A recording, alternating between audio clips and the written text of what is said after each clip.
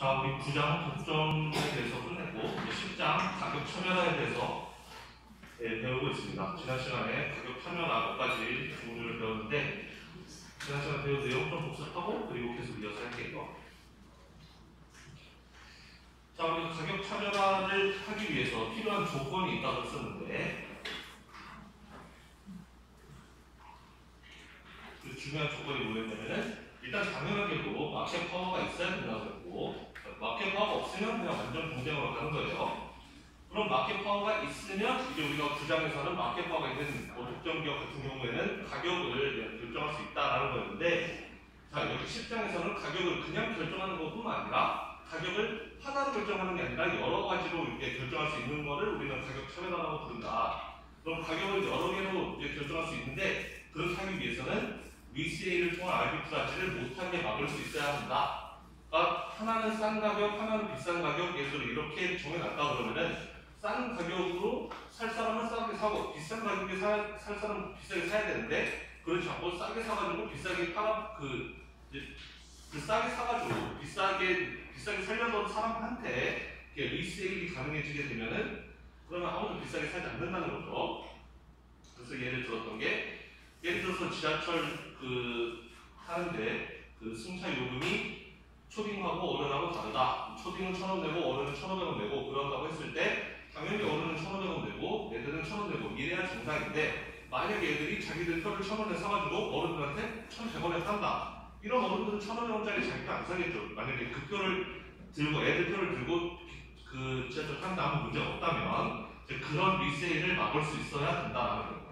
지하철에서는 막을 수가 있는 거죠. 어른이 지나가면 이제 가끔 알아볼 테니까. 그런 리세일을 막을 수 있어야 한다는 것이고, 자, 우리가 첫 번째로 배웠던 프라이스 디스크리미네이션은 펄핏 프라이스 디스크리미네이션이었어요. 그래서 완전 가격 차별화였는데, 이건 뭐냐면 수요자들 한 명 한 명의 윌링니스 페이를 완벽하게 파악해가지고 그 사람들이 내려고 하는 가격을 그대로 제시한다는 거죠. 그렇게 하면은 완벽한 프라이스 디스크리미네이션이 된다. 쉽게 설명하면은 수요가 이렇게 있을 때, 이 수요가 이렇게 있다는 것은 이 선상에 이제 모든 사람들의 윌링니스 페이가 이렇게 정해져 있다는 건데, 그 사람 개개인 한 명 한 명 한 명한테 그렇게 맥시멈의 돈을 다 뜯어낸다는 거죠. 그렇기 때문에 결국은 MC보다 MC 이상의 디맨드를 가진 사람, 윌링니스 페이를 가진 사람들에게는 장사를 다 한다는 거예요. 그래서 돈 조금 낼 사람들한테는 조금 받고 많이 낼 사람들한테는 많이 받고, 이렇게 해서 여기 전체를 다 프로듀서 서플러스로 채워버리는 것이 First Degree Price Discrimination 또는 Perfect Price Discrimination이라고 했습니다.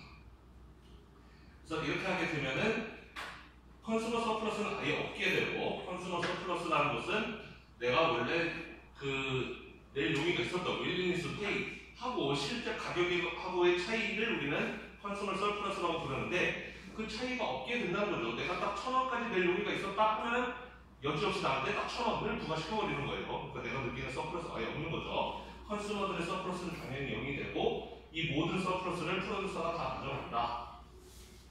자, 그러면 독점에 비하면 훨씬 이 오른쪽이 이득인 거죠. 프로듀서 입장에서 보면은 왼쪽은 독점, 싱글 프라이스 한 독점을 가정해 봅시다.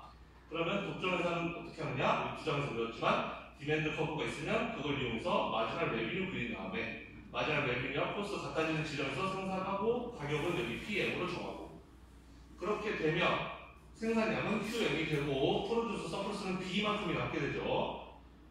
가격을 하나로밖에 못 정하면 서플러스가 D만큼, 프로듀서에게 D만큼만 남게 되는데, 이렇게 프라이스 디스크리미네이션이 가능해지면 이렇게 크게 프로듀서 서플러스를 먹을 수가 있으니까 생산자 입장에서는 이 오른쪽이 가능하기만 하다면 이렇게 안 할 이유가 없는 거예요.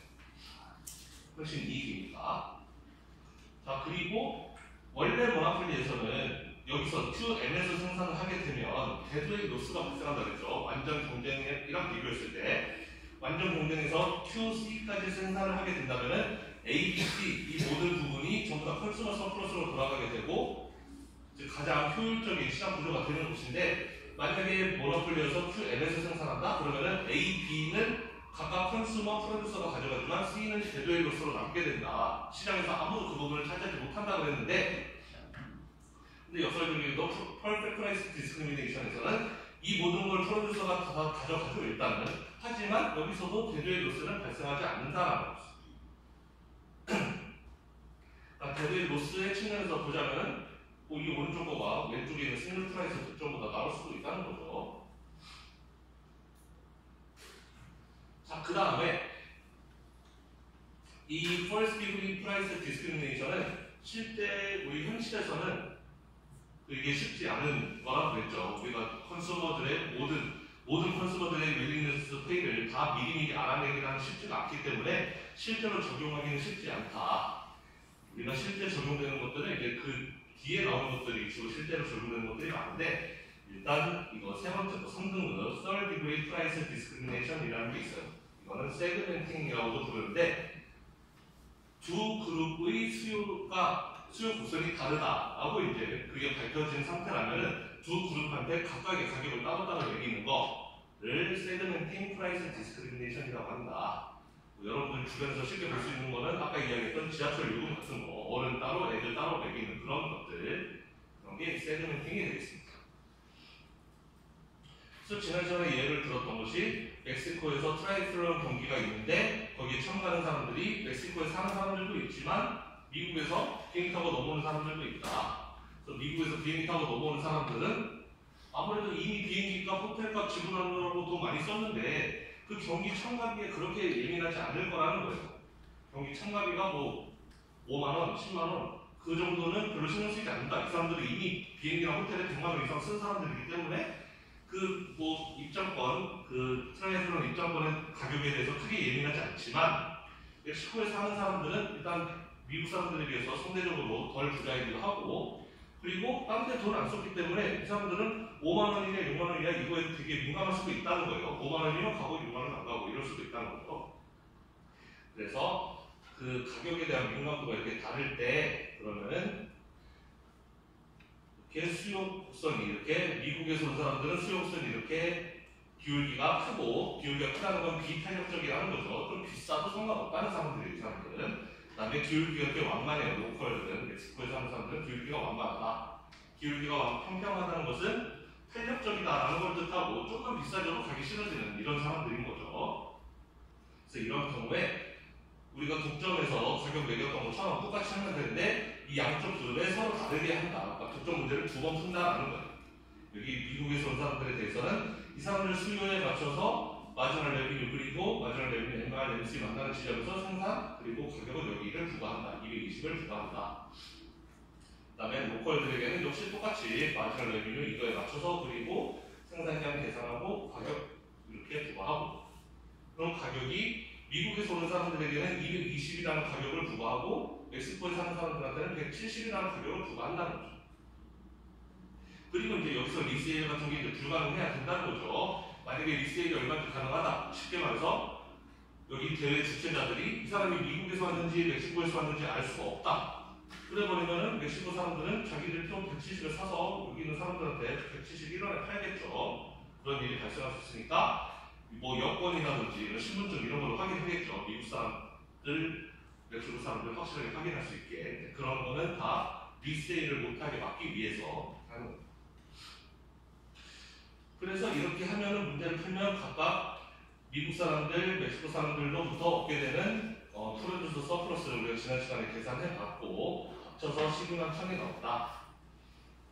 그럼 우리는 이거를 뭐랑 비교해 보고 싶다? 미국 사람, 멕시코 사람 구분할 수 없을 때 구분할 수 없고 그냥 하나의 가격만 부과할 수 있다면 그때 비교해서 이때가 돈을 더 많이 버는가 그걸 비교하기 위해서 우리는 그러면은 그 두 수요를 그냥 단순하게 합치는 거죠. 미국의 수요와 멕시코의 수요를 합쳐서 마켓 디맨드를 그린 다음에 그 다음에 똑같이 마켓 디맨드로부터 MRMC 같은 지점 해가지고 풀어보면은 프로듀서 서플러스가 11만 2천 정도가 나오게 되는데 그건 앞에서 봤던 12만 1000보다는 한 만 정도가 더 적기 때문에 당연하게도 싱글 프라이스를 하는 것보다 프라이스를 두 개 따로따로 너네는 이 가격, 너네는 이 가격 이렇게 따로따로 매기는 게 기업 입장에서는 더 이득이다라는 것입니다. 지난 시간에 여기까지 했던 것 같고 제가 지난 시간에 그 마지막에 그 얘기했던 것 같은데 수요를 단순하게 이렇게 두 개 더하면 안 된다라는 이야기를 지난 시간에 했었죠.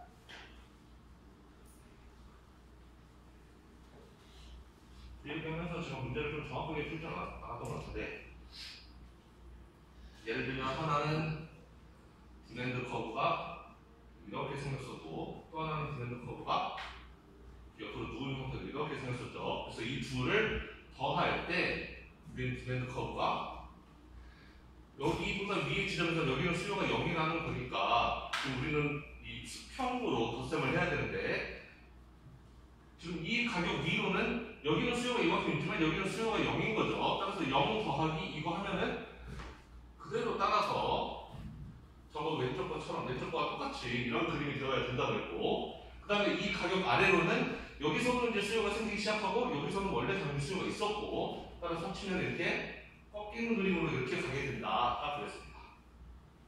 꺾이는 것처럼 보이나요? 더 많이 꺾을까? 이렇게 쫙 꺾이게 이렇게 간다라고 했습니다. 그래서 마지막 레비뉴를 이 상태에서 사실 놓고 그려야 된다고 했어요. 엄밀하게 따지면. 지금 저기서 말하는 4100-15p는 이걸 말하는 거라고 했죠. 이거 4100-15p는. 근데 이 부분은 4100-15p가 아니에요. 당연히 이 부분은 이 오른쪽 부분은 없고 저 왼쪽 부분만 있는 거니까 1700-5p가 되겠죠. 그래서 마지막 레비뉴를 그려보면은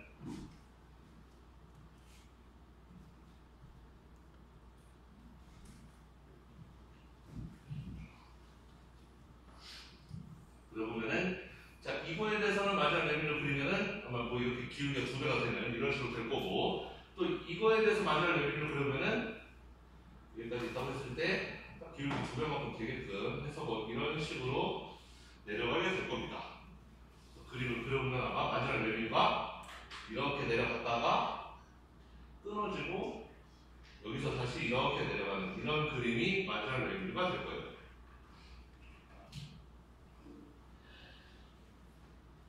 여러분들도 한번 해보세요.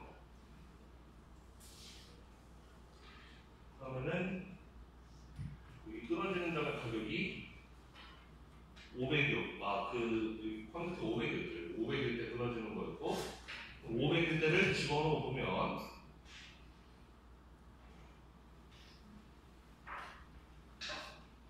마지막 레비뉴가 340 빼기 0.4 500이니까 340에서 여기 4, 5, 20, 200을 빼면은 140이 겠네요. 여기는 140이 될 것이고, 그 다음에 여기는 500을 여기다 집어넣으면 되죠. MR 여기다가 15분의 4100 빼기 2 곱하기 500 여기서 집어넣으면 1000이니까 15분의 3000 정도가 되겠네요.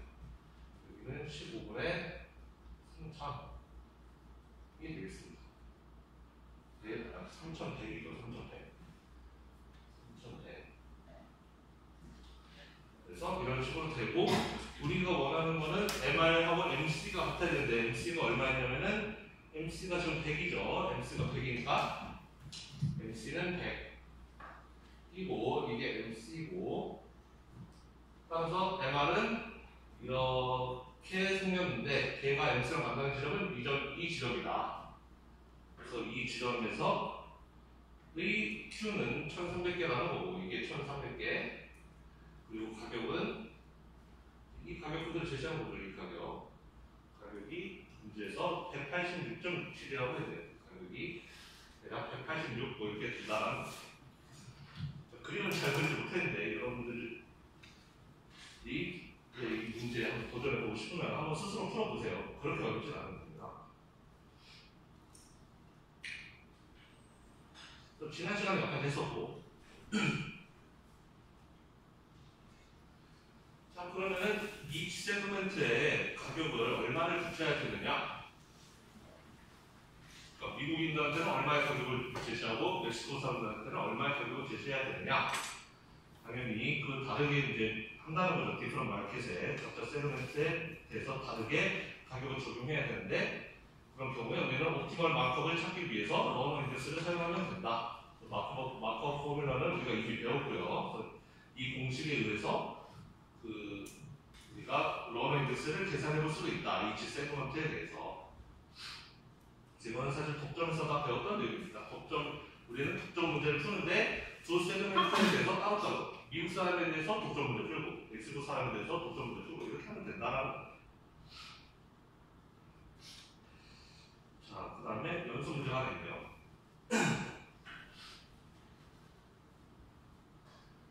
그래서 업스케일 무비 티어가 있는데 두 개의 로케이션에 극장이 있나 보네요. 보스턴에 하나 있고 샬롯에 하나 있고. 근데 보스턴 사람들은 이제 그 수요의 가격 탄력성이 마이너스 3이고, 그다음에 샬롯에 있는 사람들은 마이너스 2예요. 그래서 보스턴 사람들은 가격에 좀 더 민감한 사람들이고, 샬롯에 있는 사람들은 좀 덜 민감한 사람들이라는 거죠. 원래 반대가 되어야 되지 않을까 싶은데 이렇다고 하네요. 여기서 보스턴이 더 자세할 것 같은데. 자, 하여튼 그리고 무비 티켓의 마지막 코스는 6이다 했을 때 옵티멀 프라이스 어떻게 책정해야 되느냐?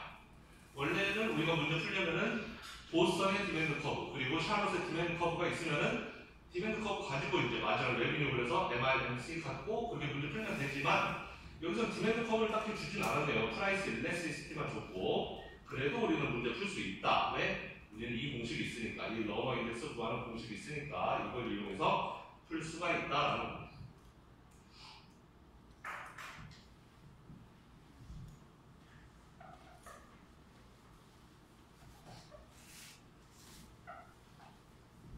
자, 일단 문제를 풀기 전에 여러분들 생각에 옵티멀 프라이스가 어디가 더 높아야 될 것 같아요? 어디가 더 비싼가요?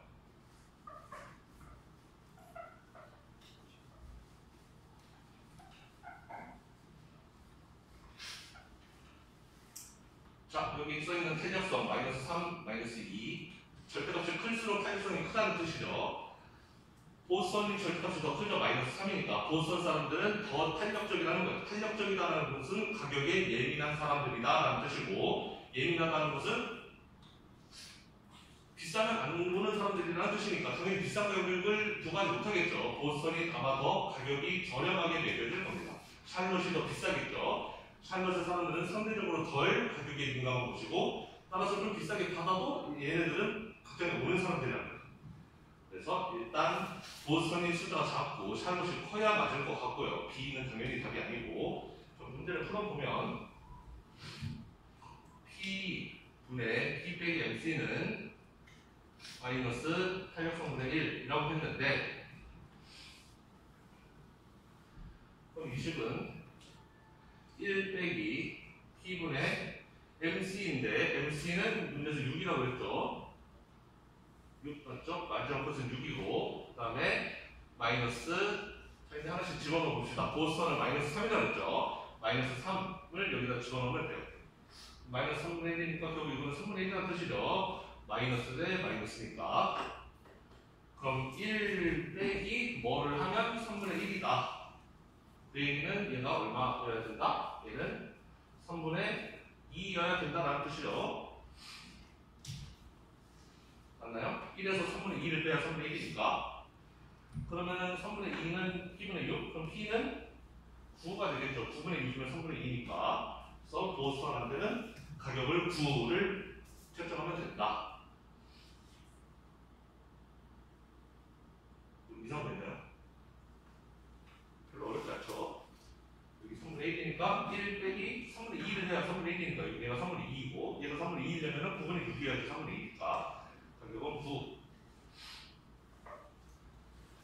자, 똑같은 문제 풀어보면은 이번에는 샬롯은 마이너스 2라고 했죠. 마이너스 2라고 했으니까 마이너스 2분의 1. 아, 그럼 2분의 1이구나. 자, 1에서 얼마를 빼야 2분의 1이 되죠? 1에서 2분의 1을 빼면 2분의 1이 되겠죠? 얘는 2분의 1이면 돼요. 그러면은 12분의 6이겠죠. P는 12가 되면은 11분의 6이 2분의 1이니까 딱 2분의 1 나옵니다. 그래서 보스턴에는 9달러를 매기고 샬롯에는 12달러를 매기는 것이 이 회사가 프로핏을 맥시마이즈 할 수 있는 방법이다. 가격 책정이다.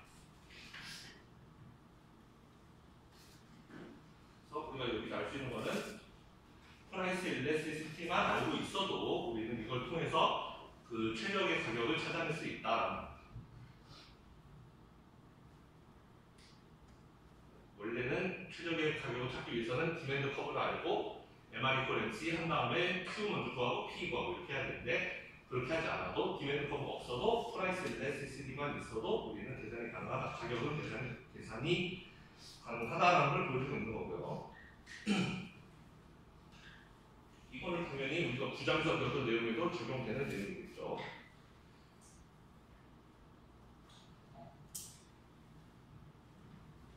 자, 그러면 커스터머들을 어떻게 세그멘트하느냐? 그럼 어떻게 그룹으로 나누느냐? 우리 주위에서 흔히 볼 수 있는 것들 예를 들어보자면 나이로 하기도 하고요. 커스터머 캐릭터리스틱에 따라서 딱 사람들의 특징에 따라서 바로 나타나는 특징, 나이라든지 성별, 그래서 노년층에게는 디스카운트를 해준다든지, 아니 클럽 같은 데 보면 레이스 나이트 같은 거 있죠. 여자들은 몇 시 전에 오면은 싸게 해준다든지.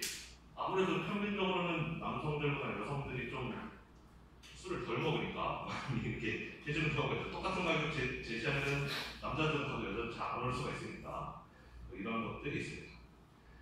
근데 요즘 세상인지라 젠더에 대해서 함부로 얘기하면 안 되기 때문에 엔타이 디스크리미네이션 로에 걸릴 수 있다. 그래서 조심해야 된다는 그런 거고요.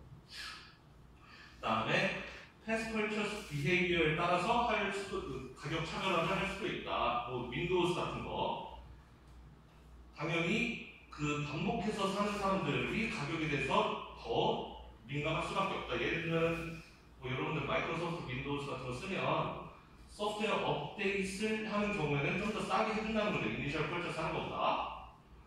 나한테 윈도우 10이 있는데 윈도우즈가 갑자기 11을 발표했어요.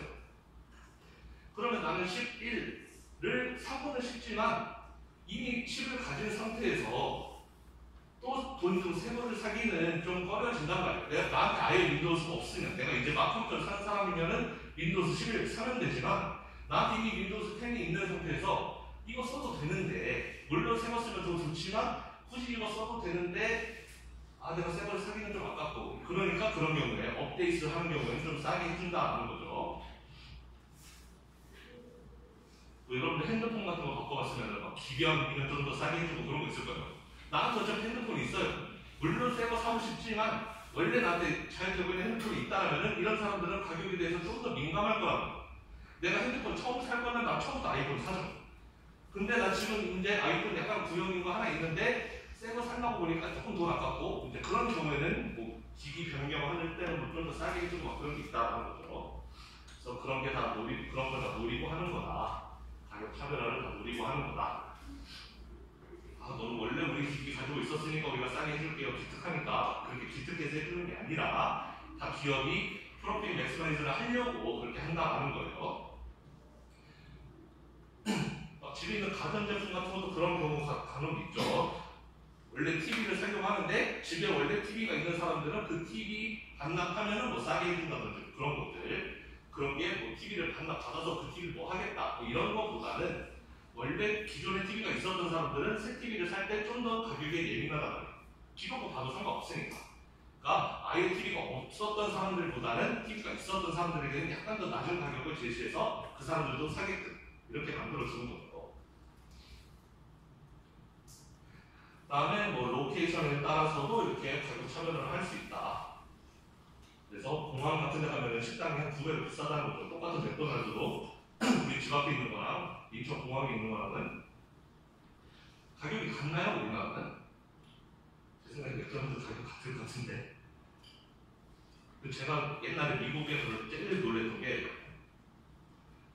그때 미국 처음 갔을 때인데 한국에서는 롯데리아 가면 가격이 전부 어딜 가도 다 똑같잖아요. 그런가요 혹시? 똑같나요? 제 생각엔 덕들 같은데. 근데 미국은 그때 제가 살았던 데는 정말 그 집을 안 치고 차로 한 3분 거리, 걸어서는 한 30분 정도, 20분? 30분이면 걸어갈 수 있는 거리에 던킨 도너스가 2개 있는데 가격이 다릅니다. 한 박스에 한 1달러 더 비싸요. 그렇게 동네마다 다 다르거든요, 가격이. 우리나라는 좀 그런 게 적용 안 되는 경우가 있긴 한데 어쨌든 이렇게 장소에 따라서 가격을 달리 받는 거 아무래도 공항에 오는 사람들은 돈 쓰는 거에 대해서 좀 더 편하게 있으니까. 그 다음에 시간에 따라서도 디스크리미네이션 하기도 한다. 게임 같은 거 혹은 책 같은 거 이제 막 신작으로 막 나오면 처음엔 좀 비싸게 받는다는 거죠. 그러다가 한 1년 지나고 하면은 에픽 게임즈 이런 데서 막 50% 세일하고 합니다. 처음 사는 사람들, 그 게임에 막 환영하는 사람들은 처음 나오자마자 사야 되니까 굉장히 가격에 대해서 덜 예민하지만 게임을 좋아하긴 하지만 난 1년 참을 수 있어. 이런 사람들은 가격에 대해서 좀 민감한 사람들이죠. 그러면은 가격을 좀 싸게 해주기도 한다. 시간이 지나면. 네, 그래서 뭐 이런 것들이 실제 현실에서 적용되는 Third Degree Price Discrimination이라는 거예요. 우리 주변에서 굉장히 많이 볼 수 있어요. 사실 이런 예들은.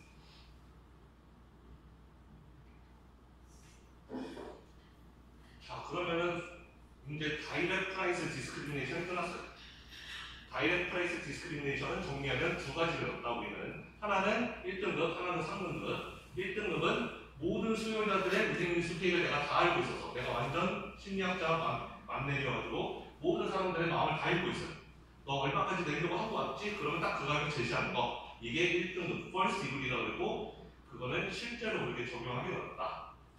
그 다음에 3등급은 내가 사람 한 명에 대해서는 모르지만 대체로 이쪽 그룹 사람들은 수요가 이렇고 이쪽 그룹 사람들은 수요가 이러니 이쪽 그룹한테는 이 가격을 제시하고 이쪽 그룹한테는 이 가격을 제시하고 이렇게 하는 게 3등급이었어요. 어쨌든 이거는 둘 다 내가 수요가 다르다는 걸 어느 정도 인지하고 있는 거예요. 1등급은 모든 사람들의 수요성을 내가 알고 있는 거고 3등급은 모든 사람들 한 명은 아니지만 이쪽 그룹의 수요곡선, 이쪽 그룹의 수요곡선을 내가 알고 있는 상태에서 저 가격 설정을 하는 거예요.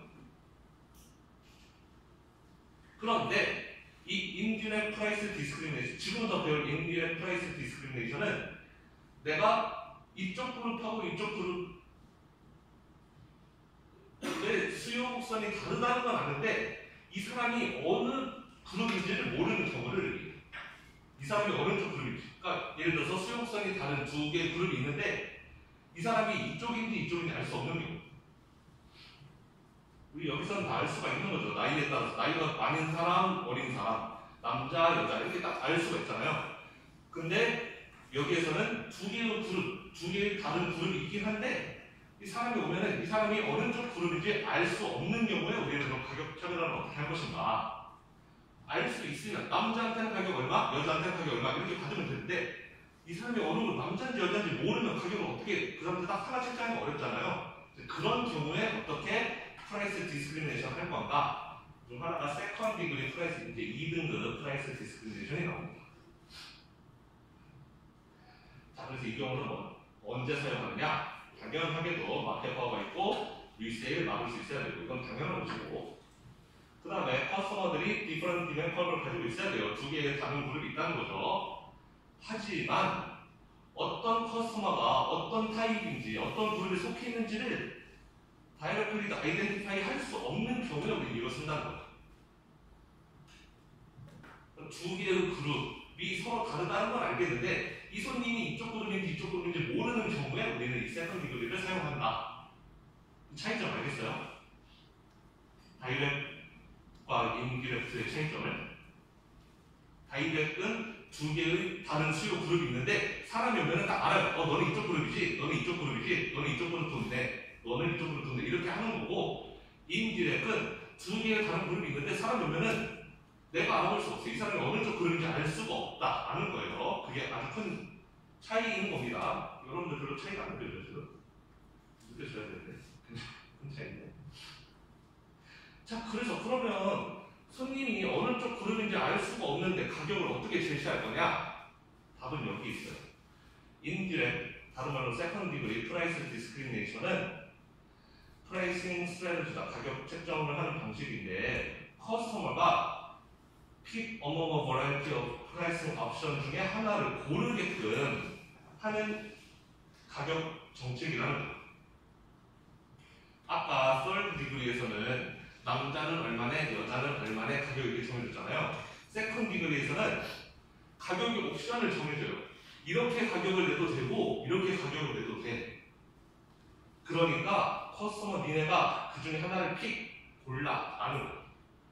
커스터머가 알아서 픽해서 가게끔 놔두는 게 세컨드 디그리 프라이스 디스크리미네이션입니다. 아주 쉬운 예를 들면은 한 개 사면 1,000원, 세 개 사면 2,000원 이렇게 옵션을 주는 거예요. 너 한 개 사면 1,000원이고 세 개 사면 2,000원이야. 뭐 고를래? 그럼 소비자들은 가서 둘 중에 하나 고르면 되죠. 어떤 사람은 혼자 사는 사람이라서 나는 무조건 한 개만 사야 되는 사람도 있고, 어떤 사람은 나는 한 세 개 좀 사도 상관없는데 이런 사람들도 있을 거야. 하지만 가격이 좀 더 예민한. 그러면 그 사람들이 와서 고르는 거죠. 나는 좀 비싸더라도 한 개만 살 거야. 나는 이왕이면 좀 개당 가격이 쌌으면 좋겠어. 많이 사도 괜찮으니까. 그럼 이런 사람들은 우리가 딱 들어왔을 때 얼굴 보면 모르잖아요. 이 사람이 어느 쪽 그룹에 있는 사람인지. 하지만 지가 알아서 골라간단 말이에요. 이렇게 옵션을 주게 주면은 자기가 알아서 자기 좋아하는 거를 찾아간다는 거죠. 그렇게 만드는 방식이 세컨드 디그리다.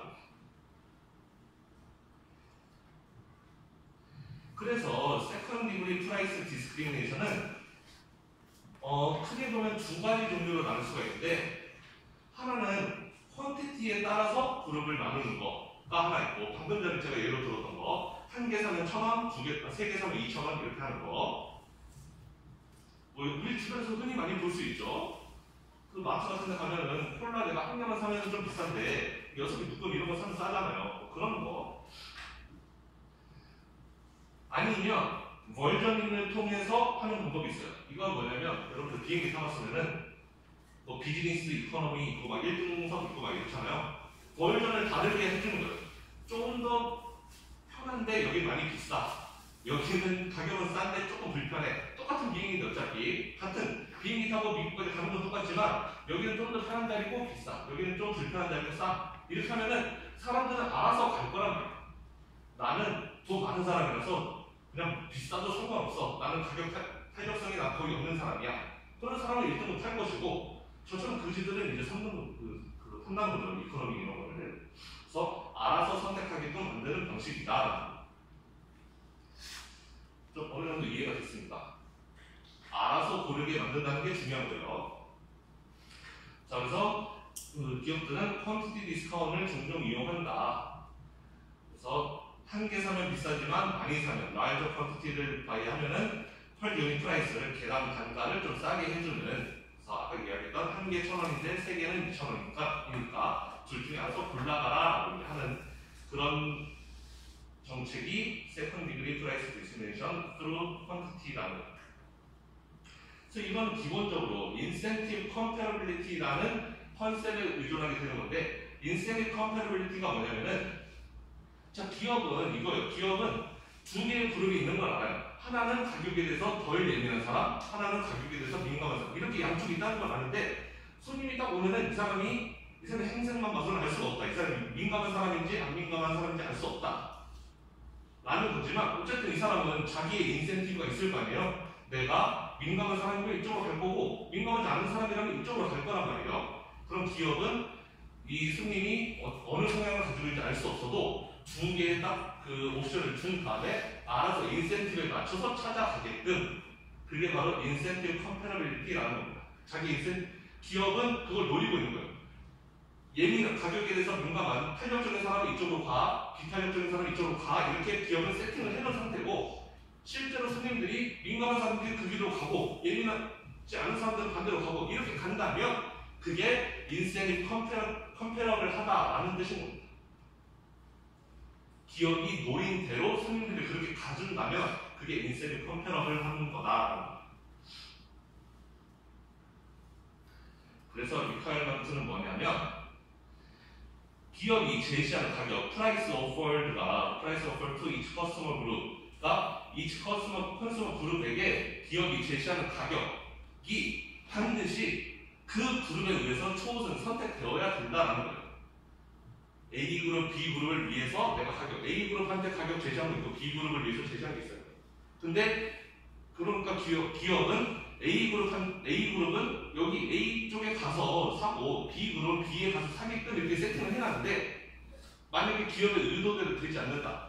A그룹인데 A에서 안 사고 B를 와서 사버리고 이렇게 되면 안 된다는 거죠. 반드시 기업이 노린 대로 손님들이 와서 사줘야 된다는 거예요. 그래야지 이 정책이 성공한 정책이다. 예를 들면 Firms must be careful not to discount too steeply 하는 거를 경계해야 된다는 거죠. 가격을 예를 들어 우리가 많이 사면 깎아준다고 그랬는데, 한 개 사면 1,000원, 세 개 사면 2,000원 이렇게 하면은 한 개만 살 사람은 1,000원 주고 한 개 사고, 세 개 살 사람은 2,000원 주고 사고 이렇게 할 텐데, 만약에 한 개 1,000원, 3개 1,100원.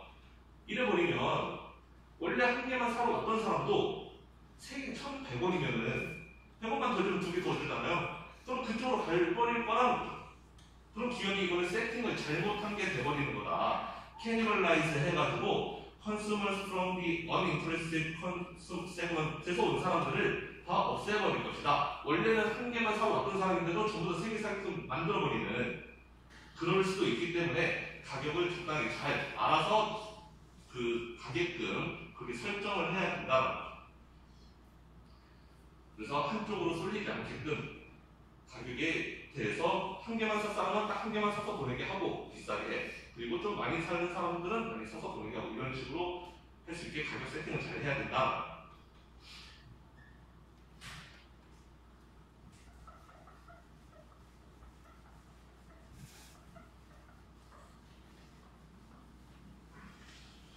굳이 이걸 그림으로 그리자면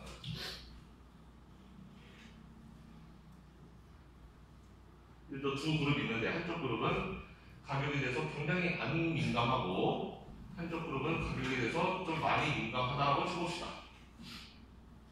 그럼 이렇게 수요가 있고, 예를 들어서 마지막 필수가 이렇게 있다고 쳐보면은 MC가 이렇게 있다고 쳐보면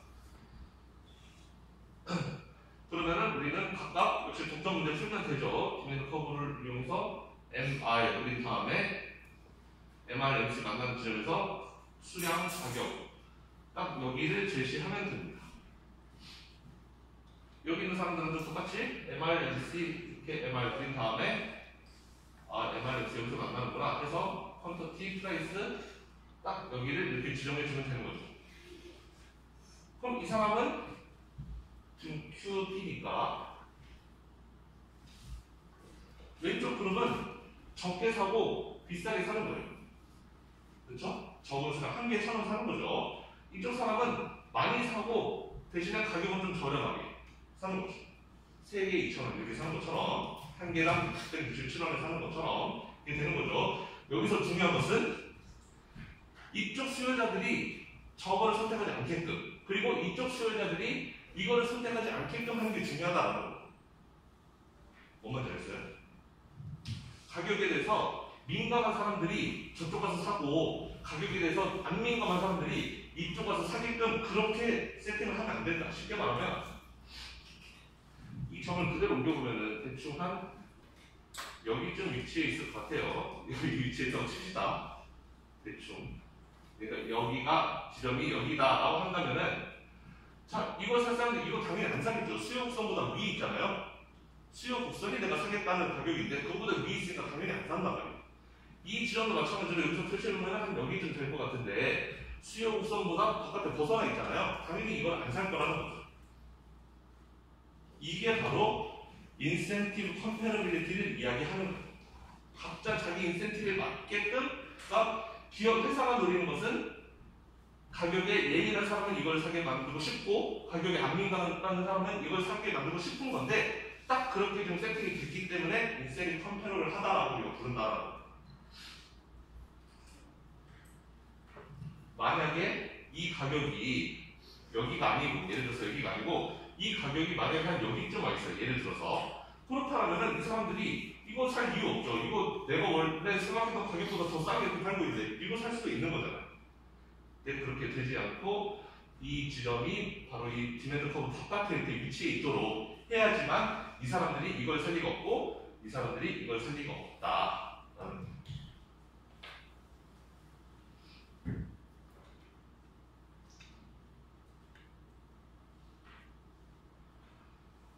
자, 그 다음에 월정링을 통한 가격 처리나 아까 말했듯이 그 비행기 좌석 같은 거죠. 여러분들 KTX 탈 때 특실 있고 일반실 있고 막 그렇잖아요. 특실 정도 누가 탈까 싶긴 하지만 타는 사람들 굉장히 많아요. 실제로 뭐 부자들은 그 돈 차이 뭐 별로 신경 안 쓰는 거죠. 난 조금이라도 편하다면은 뭐 까짓만 3, 4만 원 더 내는 거 괜찮다. 이런 사람들은 특실 타고 가는 거예요. 그래서 버전을 다르게 만드는 거. 어차피 서울에서 부산까지 가는 거는 똑같은데, 근데 약간의 불편함을 일부러 줘서 그 사람들에게는 조금 더 싼 가격을 부과해서 더 많은 손님을 갖게끔, 가격에 대해서 예민한 사람, 덜 예민한 사람이 있는데, 가격에 대해서 예민한 사람들도 손님을 받기 위해서 일부러 좀 불편하게 만드는 거예요. 비행기도 다 1등석으로 만들면 좋죠. 근데 다 1등석으로 만들지 않고 일부러 막 따닥따닥 붙인단 말이에요. 이코노미 같은 데는 앞좌석이랑 막 바로 앞에 있죠, 의자가. 왜 바로 앞에 있느냐? 너 왜 이렇게 불편해서 갈래? 가격에 대해서 그렇게 예민하면 이거라도 타고 가. 라는 의미에서 그렇게 불편하게 만드는 거죠. 그 사람들을 받기 위해서. 그게 너무 편해지면, 예를 들어서 내가 이코노미를 탔는데 너무 쾌적해. 앞사람과의 거리가 그렇게 멀고 너무 쾌적해. 그러면 무슨 문제가 발생해요? 내가 비행기 이코노미를 탔는데 너무 편하네. 그러면은 인센티브 컴페어를 하지 않는다는 거예요. 왜냐? 원래는 비즈니스 탈 사람들이 이제 비즈니스 안 탈 거 아니에요. 이코노미 타도 편한데 뭐하러 비즈니스를 타겠어요? 그렇죠? 그러니까 여러분들 비행기나 그런 거 KTX 탈 때 왜 이렇게 불편하게 만들어놨어? 이럴 것이 아니라 다 이유가 있다. 불편하게 만들어 놔야지 특실 갈 사람이 일반실로 안 온다는 거예요. 그래서 다 인센티브 컴페어빌리티를 맞추기 위해서 일부러 다 좌석을 불편하게 만들고 그렇게 하는 겁니다. 롯데 전사들이.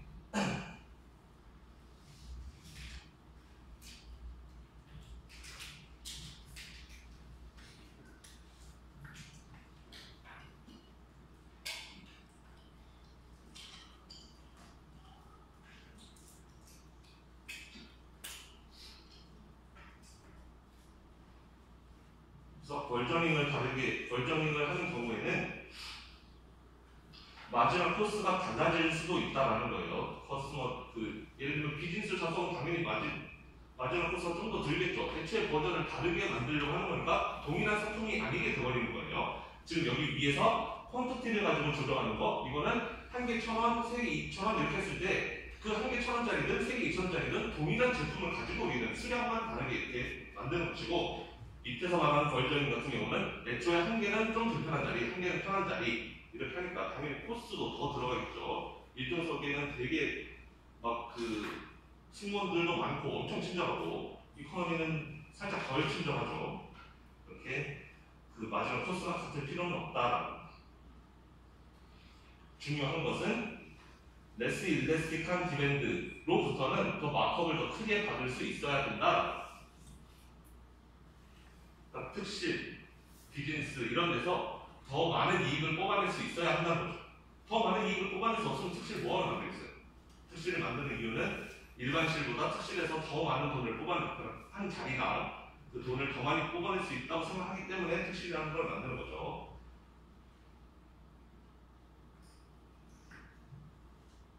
자, 그래서 여기는 이제 벌저닝의 예가 하나 나오는데 한번 봅시다. 일본의 토요타라는 회사가 있죠. 자동차 회사. 토요타에 보면은 브랜드가 두 개 있단 말이에요. 토요타랑 렉서스. 같은 회사에서 나온 차인데 우리나라에 마치 현대랑 제네시스 이렇게 똑같은 회사에서 나온 건데 브랜드 두 개 나누는 것처럼 토요타도 이렇게 하고 있죠. 토요타는 약간 그냥 일반 차량, 렉서스는 약간 럭셔리한 차량으로 이렇게 브랜드를 다르게 했어요. 자, 그래서 캠리랑 ES350이랑 이렇게 두 개의 차가 있는데 뭐 그렇게 크게 차이가 안 나는 차인가 봐요. 성능으로 따지면은. 저는 차에 대해서 잘 몰라가지고 차들이 뭔지 잘 모르겠는데 캠리는 많이 아는데 이 렉서스는 거의 본 적이 잘 없어가지고 잘 모르겠네요. 하여튼 캠리보다 ES350이 조금 더 좋긴 할 거예요. 아마도 살짝 좋긴 하겠지만 버젯 커스터머 입장에서는, 저 같은 사람 입장에서는 캠리나 ES350이나 이름값, 렉서스 이름값 빼면 어차피 그 차가 그 차 아니야? 라고 생각되는 버젯 커스터머 예산에 대해서 좀 예민한 사람들, 그런 소비자들은 나는 캠리에 대해서 3만원까지 될 용의가 있어. 나의 윌링리스 페이 보여주는. 캠리는 3만 달러까지 될 용의가 있고 렉서스에 대해서는 3만 3천까지 될 용의가 있어. 내가 3천 정도는 더 낼 수 있다. 렉서스니까. 하지만 두 차가 뭐 기능적으로 크게 다른 거 아니고 내가 생각하기에는 저는 3천 정도의 가치 차이다 라고 생각하는 게 버젯 컨슈머고, 럭셔리 컨슈머는 이 사람들, 이제 돈이 약간 많은 사람들은 가격에 대해서 좀 덜 민감한 거죠. 토요타 이런 거 누가 사? 당연히 렉서스 타야지. 그래서 토요타는 3만 3천까지 될 용의가 있지만 렉서스 그거는 4만 4천까지 될 용의가 있다. 렉서스 품격이고 명품인데 당연히 그거에 대해서 돈 더 내야지. 이런 사람들이 있는 거죠. 자, 그러면 토요타는 가격을 어떻게 제시해야지 인센티브 컴패러블 하게 할 수가 있느냐? 당연히 토요타는 버젯 컨슈머는 캠리를 사게 만들고 럭셔리 컨슈머는 렉서스를 사게 만들어야지 토요타가 가격 정책을 제대로 세우게 되는 거예요. 아까 말했던 인센티브 컴패러블 하게 정책을 세우게 되는 겁니다. 자, 그럼 예를 들어서 토요타가 캠리는 28,000 가격을 제시하고 렉서스에 대해서는 38,000을 제시했다고 쳐봅시다. 토요타가 가격 책정을 캠리는 28,000, ES350은 38,000 이렇게 가격 제시했어요. 그럼 캠리가 28,000일 때 그리고 ES350이 38,000일 때 버젯 컨슈머 입장에서는 나는 캠리 3만까지 낼 용의가 있었는데 가격이 28,000이야? 그러면 내가 이거 사면 2,000 이득이네? 라고 생각한 거예요. 그렇죠? 그게 컨슈머 서플러스라는 거죠. 3만까지 낼 용의가 있었는데 실제 가격 28,000? 그럼 나 2,000 이득 받네? 이게 서플러스의 개념이고 버젯 컨슈머는 33,000까지 내려고 그랬는데 넥서스에 대해서 38,000이래요 가격이. 그러면 못 사는 거죠. 내가 원하는 가격보다 더 비싸니까. 이 사람은 당연히 버젯 컨슈머는 캠리를 살 거예요. 그리고 2,000만큼의 서플러스를 가져가게 될 겁니다. 그 다음에 럭셔리 컨슈머는 캠리는 33,000까지 낼 용의가 있었는데 근데 실제 가격이 28,000. 그러면은 5,000 정도 이득인 거죠. 만약 캠리를 사게 된다면 33,000까지 낼 용의가 있었는데 28,000밖에 안 해. 그럼 5,000 정도의 서플러스가 없어요. 그런데 렉서스를 사게 되면 38,000 가격이 38,000인데 나는 44,000까지 낼 용의가 있었다. 그럼 44,000에서 38,000 빼면 6,000만큼의 서플러스 없는 거잖아요. 캠리를 사면 5,000을 얻고 렉서스를 사면 6,000을 얻는다? 그럼 6,000 서플러스 얻는 쪽으로 선택을 하겠죠. 그래서 럭셔리 컨슈머는 6,000의 서플러스를 얻기 위해서 ES350을 고를 것이다. 이렇게 되면 이 토요타가 그 제시한 가격 정책이 딱 인센티브 컴패러블 하게 된다라는 거예요. 손님이 왔을 때 이 사람 옷차림만 봐서는 버젯 컨슈머인지 럭셔리 컨슈머인지 몰라요. 잘 모르겠지만 알아서 버젯 컨슈머는 알아서 캠리를 사러 갈 거고 럭셔리 컨슈머는 알아서 렉서스를 사러 가게 될 거다라는 거예요. 그렇게 노리고 가격을 책정했는데 실제로 그렇게 가니까 그건 성공한 정책이라는 거죠. 인센티브 컴패러블을 했다는 것이고 그럼 인센티브 컴패러블을 하지 않은 정책을 한번 살펴보면은 만약에 ES350에 대해서 41,000을 제시했다. 예를 들어서 캠리는 그대로 28,000인데 ES350 41,000을 했어요. 자, 그럼 버젯 컨슈머는 당연히 넥서스 안 사고 캠리 사겠죠. 캠리 사고 2,000을 벌겠지만 럭셔리 컨슈머 입장에서 봤을 때 캠리가 28,000이고 나 33,000 내려왔어. 그러면 5,000 서플러스가 들어오는데 렉서스 44,000까지 내려고 했는데 지금 가격이 41,000이에요. 그러면 3,000밖에 이득이 없잖아요. 캠리 사면 5,000 이득인데 렉서스 사면 3,000 이득? 그럼 이 사람 렉서스 살 이유가 없는 거죠. 캠리 샀을 때 이득이 더 크니까. 그래서 이렇게 되면은 럭셔리 컨슈머가 now find 캠리 preferable이 된다는 거예요. 가격이 렉서스가 너무 비싸져 버리게 되면은 너무 뭐 내가 원하는 가격보다는 싸지만 그래도 캠리가 훨씬 내가 원하는 가격보다 많이 싸니까 캠리를 사버리자고 되는 거죠. 캠리를 사면 5,000의 서플러스를 얻고 렉서스를 사면 3,000밖에 서플러스 못 얻으니까 캠리 쪽으로 가게 된다. 그러면 기업이 가격 정책이 실패한 거다라는 거예요. 이게 바로 인센티브 컴패러블을 하지 못했다라는 거죠. 가격 정책이 럭셔리 컨슈머가 렉서스를 사게끔 만들었어야지 컴패러블을 한 건데 럭셔리 컨슈머마저 캠리를 사게 만들어 버렸으니 이거는 컴패러블을 하지 않다. 인센티브에 맞게 그렇게 각자의 인센티브에 맞게 행동하지 않게 되었다. 결국 캠리만 팔리게 된다. 그래서 이게 바로 세컨드 디그리 프라이스 디스크리미네이션인 거예요. 우리가 소비자들이 어떤 그룹에 속해 있는지 알 수는 없지만 알아서 자기 자리를 찾아가게끔 만드는 거.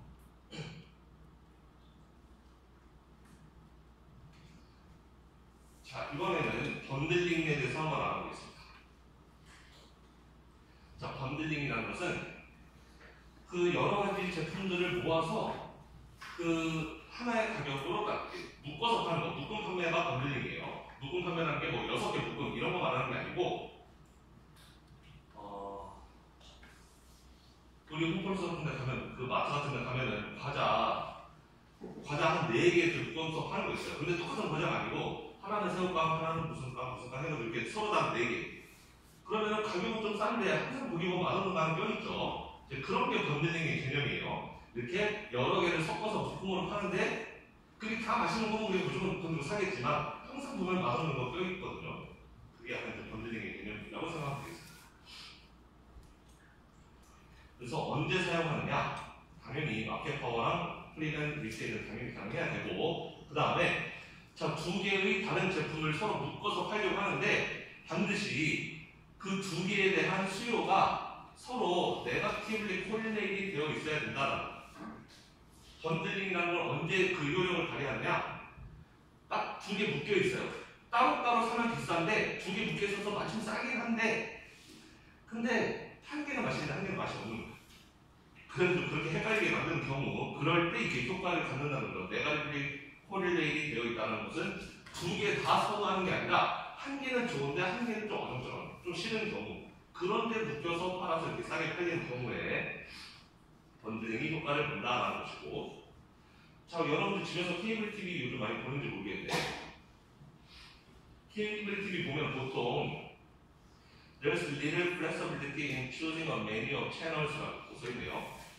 우리가 케이블 TV 보면은 보통 케이블 TV 플랜 같은 게 채널 100개 하면은 뭐 얼마, 채널 200개 하면은 뭐 얼마, 뭐 이런 식으로 돼 있죠. 우리의 마음속에는 뭐 해주면 제일 좋냐? 내가 딱 보는 것만 딱딱딱 골라서 그것만 결정나는 제일 좋을 것 같아요. 모든 소비자들은 그걸 원할 거예요. 여러분들 집에 가면 TV 채널 막 100몇 개씩 있는데 그거 다 봐요?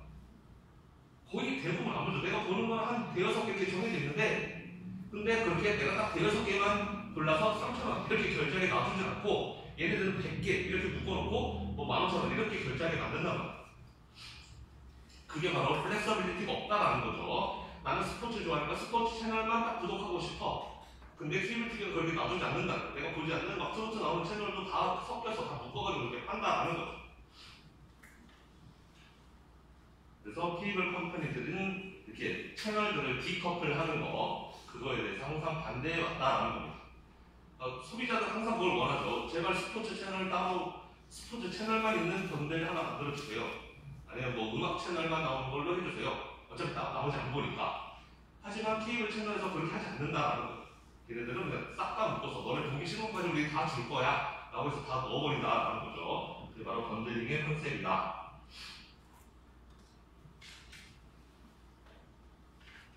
자, 그럼 여기 또 예가 하나 있습니다. 자, 2명의 컨슈머가 있는데 메디슨과 다코다라는 애들이 있어요. 둘 다 이제 케이블을 보는데 2개의 채널이 있다고 쳐봅시다. ESPN과 트루TV. ESPN은 스포츠 채널이고 인기가 좋은 채널이고, 트루TV는 이거 리얼리티 쇼 같은 거 보여주는 채널인데 그렇게 인기가 없다라고 쳐봅시다. ESPN이 훨씬 인기가 좋고 트루TV는 인기가 없는데, 자, 예를 들어서 메디슨은 이건 다 밀리니스 페이를 의미해요. ESPN에 대해서 9달러까지 될 용의가 있고 트루TV에 대해서 1달러 될 용의가 있어요. 다코라는 ESPN은 10달러까지 될 용의가 있고 트루TV에 대해서는 1.5달러까지 될 용의가 있다. 자, 그럼 만약에 번들링을 안 한다고 쳐봅시다. 그 케이블 회사에서 ESPN 따로 트루TV 따로 판다고 쳐봐요. 그리고 둘 다 무조건 소비자를 끌어들여야 된다라고 우리가 가정해 봅시다. 그러면 ESPN 따로, 트루TV 따로 팔면은 ESPN 9달러를 받아야지 얘는 둘 다 사겠죠. 10달러 받으면 메디슨은 안 살 거 아니에요? 바꿔나면 사겠죠. 그래서 9달러 가격을 책정해야지 얘네 둘 다 ESPN 살 거예요. 트루TV에 대해서도 1달러를 제시해야지 얘네 둘 다 사겠죠. 좀 가격이 비싸 보이면 메디슨은 안 살 테니까 둘 다 사게 하려면 1달러를 제시할 거예요. 그래서 ESPN에다가는 9달러를 제시하고 트루TV에다가는 1달러를 제시해서 결국 합쳐서 20달러만큼의 레비뉴를 올릴 수가 있겠죠. 메디슨으로부터 9달러 1달러 합쳐서 10달러 벌고 다코다로부터 9달러 1달러 벌어서 10달러 이렇게 벌 테니까 20달러의 수익을 올리게 될 겁니다. 자, 이번에는 번들링을 한다 쳐봅시다. 번들링을 해요. 그러면은 번들링, 메디슨, 다코다 이거 채널 2개 다 보게 만들어야 되겠죠. 메디슨은 ESPN에 9, 트루TV에 1달러 낼 용의가 있으니까 얘한테는 10달러를 만약에 번들로 제시하면은 메디슨은 살 거란 말이에요. 이 번들을. 싸면 좋겠지만 10달러 제시해도 얘는 둘 다 사겠죠. 어차피 이거 9달러, 이거 1달러 될 용의가 있었으니까 10보다 비싸면 이 번들 안 하겠죠. 얘는. 자, 따라서 번들링을 하게 되면 메디슨을 끌어들이기 위해서 10달러의 가격을 차지할 수 있고, 그럼 얘한테도 10달러, 얘한테도 10달러 똑같이 10달러씩 제시한다 그러면은 역시 20달러를 벌게 되죠. 이렇게 되면 번들링을 통한 베네핏이 없게 된다. 뭔 소리인지 이해가 되나요? 말로만 해가지고 이해가 잘 안 되려나? 자, 번들링을 안 하면 ESPN에 9달러 제시, 트루TV에 1달러 제시하게 되니까 총 합해서 20달러 벌게 될 건데, 번들링을 한다 해도 메디슨한테 10달러를 제시해야지 메디슨이 살 테니까, 결국 번들링 해도 10을 제시할 테니까 역시 벌어들이는 돈이 20으로 똑같다. 그래서 번들링의 효과가 없다라는 거예요. 하나 똑같다. 그럼 왜 하나랑 똑같아졌느냐? 파시브 코릴레이션을 갖고 있기 때문에 그렇다라는 거예요. 메디슨, 다코타 모두 트루TV와 ESPN에 대한 선호가 얘는 둘 다 비슷하다라는 거죠. 거의 비례하는 형태죠. 다코타가 메디슨보다 돈을 좀 더 낼 용의가 있지만 두 채널에 대해서 둘 다 더 낼 용의가 있으니까 얘는 둘이 ESPN과 트루TV를 선호하는 정도가 비슷하다라는 거예요. 그래서 파지립리 코릴레이트 되어 있다라는 겁니다.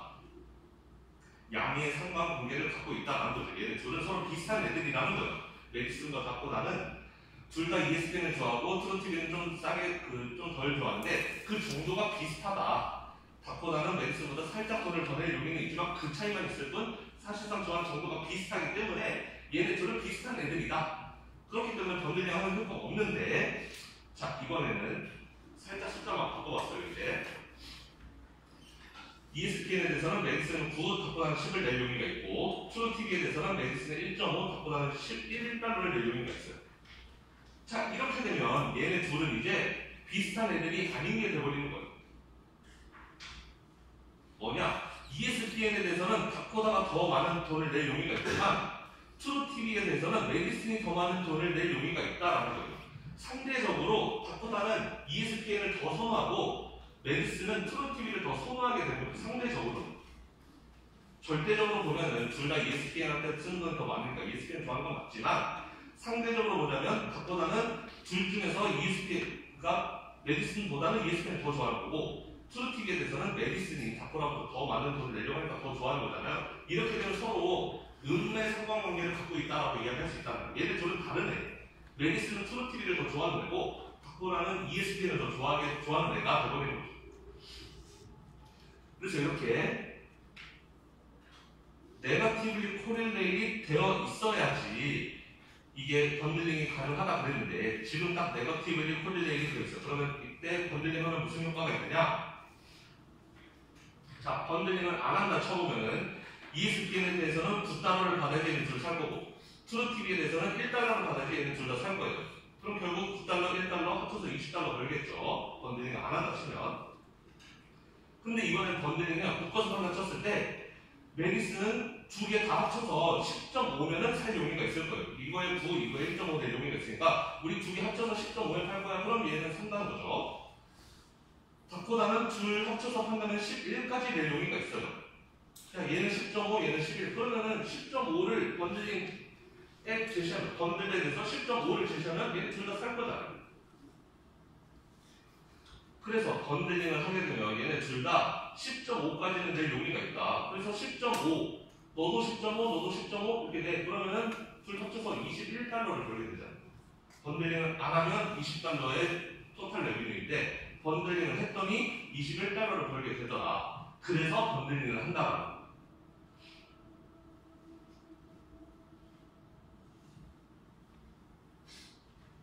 그래서 사람들마다 여러 제품에 대해서 선호하는 정도가 다 다른데, 그런 것들을 이렇게 묶어서 팔게 되면은 좀 먹기 싫은 것도 억지로 먹이는 거랑 다름없는 거죠. 예를 들어 메디슨 같은 경우는 ESPN 굳이 안 봐도 되는데 ESPN 보게 만드는 거고, 다코타도 트루TV 굳이 안 봐도 되는데 트루TV 보게 만드는 그런 효과를 만드는 거예요. 그렇게 함으로써 더 많은 이익을 기업에 얻는 거, 이런 거를 번들링이라고 부른다.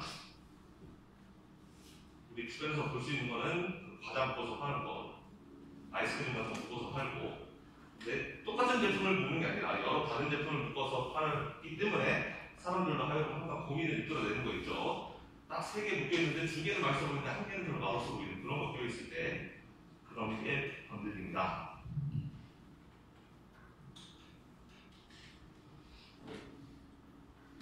다음에 우리가 지금까지 얘기하겠던 건 퓨어 번들링이라고 해서 이제 번들만 오퍼하는 경우에 그럴 때 우리는 퓨어 번들링이라고 하는데 그거 말고 믹스드 번들링이라는 것도 있어. 믹스드 번들링은 번들도 팔고 단품도 파는 우리 롯데리아 가면은 버거 세트도 있고 단품도 있잖아요. 내가 버거 콜라 따로따로 사 먹어도 되고 아니면 묶여져 있는 거 하나로 사 먹을 수 있는 거죠. 그렇게 둘 다 고를 수 있는 경우에 믹스드 번들링이라고 부른다.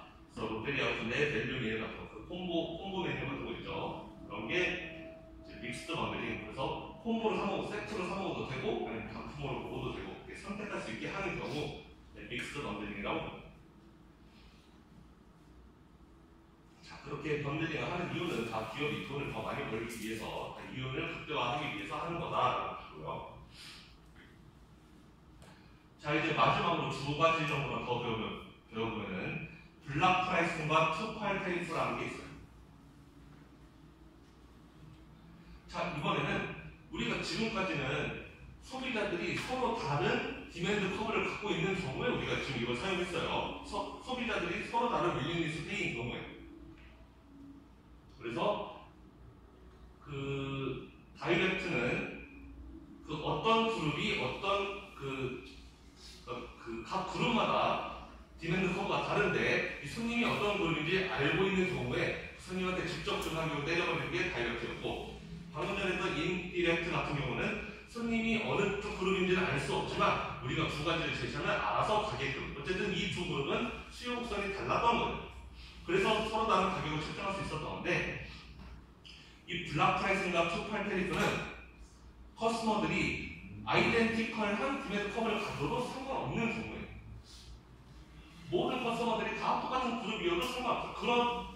그렇다 하더라도 똑같은 사람한테 여러 가지 가격을 제시할 수 있는 경우 우리는 블락 프라이싱이 그중 하나고 투팔 테리프가 그 2번째 옵션이에요. 그래서 블락 프라이싱은 어떻게 보면은 퀀티티 디스카운트랑 조금 비슷하긴 한데 블락 프라이싱이라는 것은 한 개 사면 얼마, 그 다음에 또 사면은 얼마 추가, 그 다음에 또 사면 얼마 추가 이런 식으로 돈을 받는 게 블락 프라이싱이에요. 여기 예를 들면은 자 어떤 소비자한테 만약에 디맨드 커버가 이렇게 있다고 치면은 100개 사면은 가격이 0.25달러, 100개까지는 0.25달러인데 만약에 거기서 25개 더 산다? 그럼 그 25개에 대해서는 0.2달러만 가격을 받는. 그리고 거기서 만약에 50개를 더 산다? 그럼 그 50개에 대해서는 0.1달러만. 이렇게 하는 것을 블락 프라이싱이라고 부르는 거예요.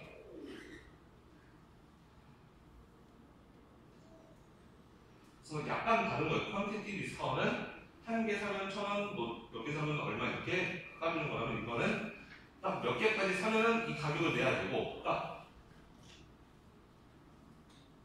100개까지 사면은 일단 25달러를 내야 되는 거고 그 다음에 25개를 더 사게 되면은 이제 더 낮은 가격을 제시해서 이 밑에 있는 원래 그냥 독점 기업이 싱글 프라이스만 하게 된다면은 여기 디맨드 커브가 있고 마지막 레벨이 이렇게 내려오니까 MRMC 만나는 지점 여기 100개 그리고 0.25 여기서 가격 측정하고 끝나면 될 테지만 이렇게 해서 한 다음에 그 다음에 너 좀 더 사고 싶어? 그러면은 우리가 좀 깎아줄게 이렇게 꼬시는 게 블락 프라이싱이라는 거죠. 여기서 25개 더 사면은 너 어차피 이 정도 가격 낼 용의가 있잖아. 0.2 거네.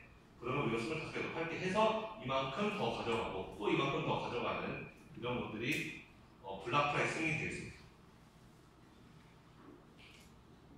자 이렇게 되면은 프로듀서 서플러스는 그냥 싱글 프라이스면 A로 끝났을 테지만 이제는 블락 프라이싱을 할 수 있으면 A, C, E까지 전부 다 프로듀서 서플러스가 걸릴 수 있는 것이고 그 다음에 컨슈머 서플러스는 원래 A, B에 있는 이 삼각형만 컨슈머 서플러스였겠지만 이제는 이 A도 먹고 이 A, B에 있는 삼각형 얘도 먹고 그 다음에 그 밑에 있는 B 삼각형 그 밑에 있는 D 삼각형 이것까지 컨슈머 서플러스로 가져갈 수도 있게 되는 거죠.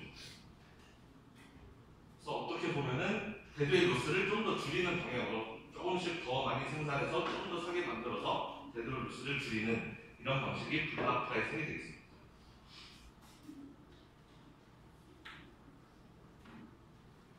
다음에 투 파트 테리프라는 것은 가격을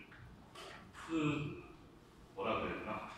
픽스드 피도 받고 그 다음에 펄 유닛 프라이스도 받는 가격을 두 종류를 이렇게 받아버리는 거를 투 파트 테리프라고 하는데 쉽게 말하면 입장료 받고 들어와서 맥주를 먹을 때마다 돈 받고 이렇게 하는 게 투 파트 테리프예요. 여러분 클럽 가면은 처음에 들어갈 때 입장료 낼 거 아니에요? 입장료 내고 들어가서 내가 먹고 싶은 거 사 먹으려면은 뭐 처음에 한 잔은 공짜지만 두 잔부터는 이제 돈 내야 되죠. 이제 그런 게 다 투 파트 테리프. 클럽 한번 안 가봤어요. 저야말로 진짜 안 가봤네. 하여튼 투 파트 테리프는 그런 거다. 그래서 예를 들면은 비디오 게임 같은 거 우리가 처음에 플레이스테이션 하나 딱 사야 되죠. 그게 픽스드 피고 그 다음에 플레이스테이션만 있어서 게임 못해요. 게임을 이제 그때부터 하나씩 사야지 게임 플레이를 할 수 있으니까 펄 유닛 프라이스가 그때부터 들어가게 된다. 지파는 미국의 렌탈 차 렌트하는 그런 거일 거예요. 얘도 처음에 회원 가입할 때 돈 내고 가입비 내고 그 다음에 렌트 할 때마다 돈 내고 그 다음에 클럽 같은 데 여러분 많이 가시죠. 클럽 같은 데 가보면은 어쨌든 들어갈 때 돈 입장료 내고 안에 들어가서 한 잔 먹을 때마다 돈 내고 아마존 프라임도 역시 처음에 가입비 내고 그 다음에 들어가서 돈 다 내고 우리 주변에도 그런 거 많이 있죠. 뭐 코스트코 같은데 1년에 얼마 딱 가입비 내고 회원 가입해야 되고 그 다음에 그거 가입했다고 해서 안에 들어가서 막 공짜로 다 물건 가져오는 거 아니잖아요. 어차피 가서 또 돈 내야 되죠. 사야 되죠. 그런 것들이 다 투 파트 테리프다. 그럼 투 파트 테리프라는 거는 왜 하느냐? 이것도 굉장히 쌈박한 아이디어인 건데 투 파트 테리프를 왜 하냐면은 자 만약에 수요 곡선이 이렇게 있어요. 수요 곡선이 이렇게 있고 X가 이렇게 있다. 그러면은 투 파트 테리프는 가격 책정을 어떻게 하는 거냐면 이 위에 있는 이 노란색 삼각형 ABC 합친 이 노란색 삼각형만큼을 입장료로 받는 거예요. 픽스드 B로 받는 겁니다. 아예 이 돈을 처음에 입장료로 받는 것이고 그 다음에 단위당 가격을 이 10으로 책정하는 거예요. 그럼 한 달이당 가격을 10으로 책정하면 가격이 10이면 이미 입장료를 내버린 돈이고 그 다음에 가격을 10으로 책정하면 소비자들은 몇 개까지 산다? 여기 6개까지 사겠죠. 왜냐면 자기 디멘트 커브가 가격이 11대 6이니까 6개까지 살 거란 말이에요. 결국에 소비자는 뭐냐면 돈을 양쪽으로 돈을 다 내게 되는 거예요. 무슨 이해가 되나요? 그러니까 처음에 입장료를 이만큼 돈을 받아요. 이거 입장료 돈 다 내고 그 다음에 한 단위당 가격을 10달러로 책정하는 거예요.